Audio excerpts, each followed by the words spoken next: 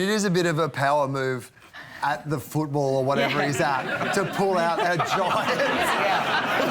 Like, I feel like they search bags at the entry of like if somebody's going into a sporting event, like, there's no way you're getting that in. You might be surprised to learn that when we're doing an ad in which someone puts tomato sauce on a meat pie, it is our researcher's job to write a briefing document that includes the headline "Origin of Tomato Sauce on Pies," which gives a detailed multi-paragraph history on exactly when tomato sauce was first added to pies.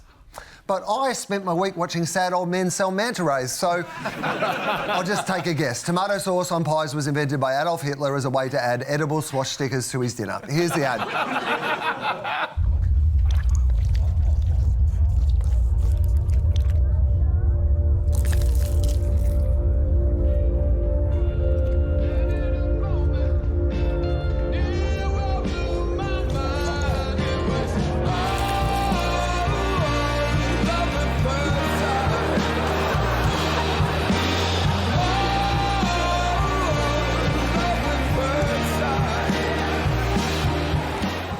Oh, I've seen this before. He was at a Coldplay concert.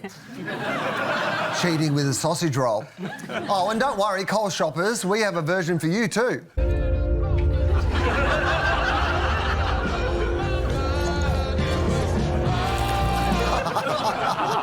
Russell, will this earn a crust? This ad, I just love this ad. You know, in that. If you're a client, you say, listen, can we have the target audience in the ad, please? Right, the person who's going to be eating it. Can we actually have an eating shot throughout the ad, please? Can we actually have a pack shot throughout the ad, please? Can the product be eaten and the product's eaten with pleasure? Can we have that as well, please? And then can we have some way at the end to make it a delight at the end? You know, like maybe a love heart even. And so what would happen in an advertising agency, they would say, oh, my God, this client is a nightmare. There's got to be an eating shot, there's got to be the target audience, got to have the pack shot throughout, and yet there it is. There is a piece of advertising there that goes for 30 seconds that is going to sell a lot of tomato sauce or ketchup. And sometimes it's that easy.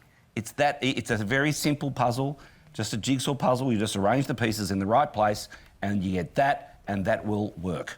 When was the last time you saw a kiss cam at an Australian football game? Does that make any difference? Yeah, it sort of does, because what they've done is taken a global strategy and stuck a meat pie into it. And I reckon that is a huge problem with global brands in Australian advertising. It's just, you know, the pie looks great, yes, love that. The rest of it is not Australian. I mean, don't start me on ketchup. On a positive note with this ad, I do like the sort of sensorial part of it. Like the idea that they left a bit on the face and the crunching sound and the biting into it, and you hear the squirt. And we know that when we kind of engage the senses in advertising, when you can in some way, shape or form, it retains things much longer. I like that part of it. I think that pie thing, like the ASMR of that though, it makes me just want a pie. Like I don't really feel like I'm in love with the sauce.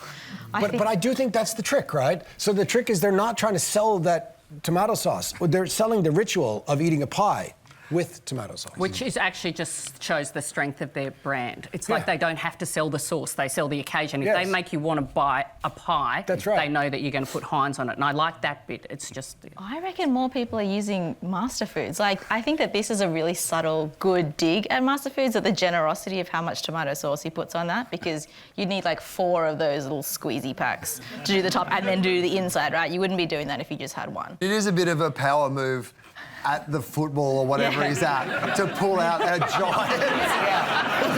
Like, I feel like they search bags at the entry of like if somebody's going into a sporting event, like, there's no way you're getting that in.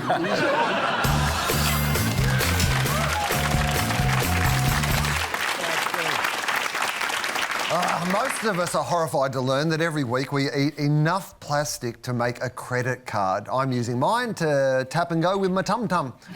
So this week we asked our agencies to convince us to embrace our inner microplastics. Here's the first pitch.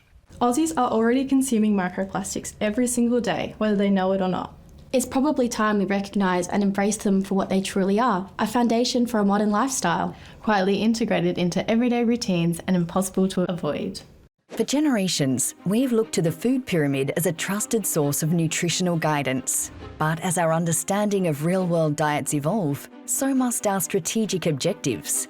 Introducing the new foundation, Microplastics. Present in every meal, every drink, every body. A forever foundation seamlessly integrating into your body. From lungs to liver to places we're still discovering. Microplastics. Now officially part of a balanced diet. Big Plastic. Certified unavoidable. For healthy eating habits, go to bigplastic.com.au. A message from the Australian Big Plastic Lobby, Canberra. Wow, you've convinced me. Here's our next pitch. Hello, we're Bounce. It's hard to embrace microplastics when the whole world has already made up its mind. Things may seem grim, but the science is a little less conclusive. Now, it's just a little bit of plastic.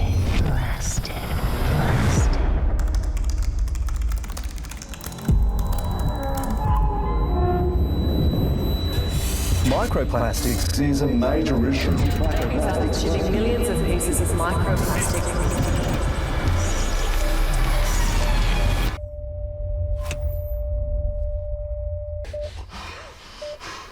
Geez, that grinding could do you some damage. I'm not too worried about anything else, though.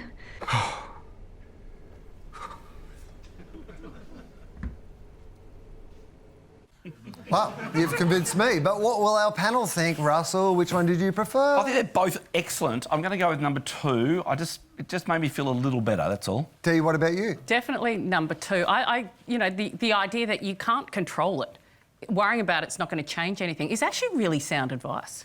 Jess? Yeah, 2 for me too. Oh, gee, have I gone to a plastic planet? I'm going with the simplicity of 1. Congratulations, Bounce. We'll have your trophy arrive like this.